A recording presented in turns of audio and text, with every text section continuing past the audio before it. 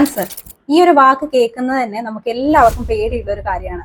നമുക്ക് ചുറ്റും നോക്കിക്കഴിഞ്ഞു കഴിഞ്ഞാൽ ഒരുപാട് പേരിൽ പ്രായഭേദമന്യേ ഈ ഒരു അസുഖം വരുന്നതായിട്ട് നമുക്ക് കാണാൻ പറ്റും. ചിലപ്പോൾ ജനറ്റിക്കൽ ആയിട്ടുള്ള കാരണങ്ങൾ കൊണ്ടും പൊല്യൂഷൻ കൊണ്ടും അങ്ങനെ പല രീതിയിലും ക്യാൻസർ വരുന്നുണ്ടെങ്കിലും ഒരു റീസൺ എന്ന് പറയുന്നത് നമ്മുടെ തെറ്റായിട്ടുള്ള ഭക്ഷണ രീതി തന്നെയാണ്. നമ്മൾ അമിതമായിട്ട് കഴിക്കുന്ന ജങ്ക് ഫുഡ്, പ്രോസസ്ഡ് ഫുഡൊക്കെ ഈ ഒരു അസുഖത്തിന്റെ സാധ്യതകൾ കൂട്ടുന്നതായിട്ട് പഠനങ്ങൾ തെളിയിച്ചിട്ടുണ്ട്. പക്ഷെ നേരെ തിരിച്ച് ഭക്ഷണങ്ങളിലൂടെ തന്നെ നമുക്ക് ക്യാൻസർ ഒരു പരിധി വരെ പ്രിവെന്റ് ചെയ്യാൻ പറ്റും എന്ന് പറഞ്ഞാൽ നിങ്ങൾ വിശ്വസിക്കും. ഇത്തരത്തില് ക്യാൻസർ കോശങ്ങളുടെ വളർച്ചയെ തടയാൻ സഹായിക്കുന്ന 5 പ്രധാനപ്പെട്ട ഫുഡ് ഓപ്ഷൻസ് ആണ് ഇന്നത്തെ വീഡിയോ ഞാൻ നിങ്ങൾക്ക് പറഞ്ഞു തരുന്നത്. അപ്പൊ ആ 5 സൂപ്പർ ഫുഡ്സ് എന്താണെന്ന് നമുക്ക് നോക്കാം. നമ്മുടെ ലിസ്റ്റിലെ ഒന്നാമൻ കറികളിലെ രാജാവായിട്ടുള്ള മഞ്ഞൾ തന്നെയാണ്.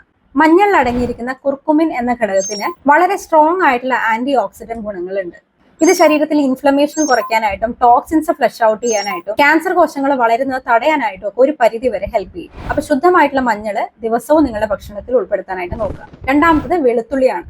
ഇതിൽ അടങ്ങിയിരിക്കുന്ന അല്ലിസിൻ എന്ന ഘടകം ശരീരത്തിന്റെ ഇമ്മ്യൂണിറ്റി പവർ കൂട്ടാനായിട്ട് ഹെൽപ്പ് ചെയ്യുന്നുണ്ട്. പ്രത്യേകിച്ച് വയറിലും വൻകുടലിലും ഒക്കെ ബാധിക്കുന്ന ക്യാൻസറുകളെ തടയാനായിട്ട് ഒരു പരിധി വരെ ഇത് ഹെൽപ്പ് ചെയ്തേക്കാം. മൂന്നാമത് തക്കാളി. ഇതിൽ ലൈക്കോപീൻ എന്ന പേരുള്ള പവർഫുൾ ആയിട്ടുള്ള ഒരു ആന്റി ഓക്സിഡന്റ് ഉണ്ട്. ഇത് നമ്മുടെ ശരീരത്തിലെ കോശങ്ങളിലുള്ള കേടുപാടുകൾ പരിഹരിക്കാനായിട്ട് ഹെൽപ്പ് ചെയ്യും. നാലാമത്തത് ക്രൂസിഫെറസ് വെജിറ്റബിൾസ് ആണ്. അതായത് ബ്രോക്കലി, കാബേജ്, കോളിഫ്ലവർ ഇതുപോലെയുള്ള കാര്യങ്ങൾ. ഇതിൽ അടങ്ങിയിരിക്കുന്ന സൾഫോറാഫെയിൻ ശരീരത്തിലുള്ള ടോക്സിൻസിനെ ഫ്ലഷ് ഔട്ട് ചെയ്യാനായിട്ട് ഹെൽപ്പ് ചെയ്യും.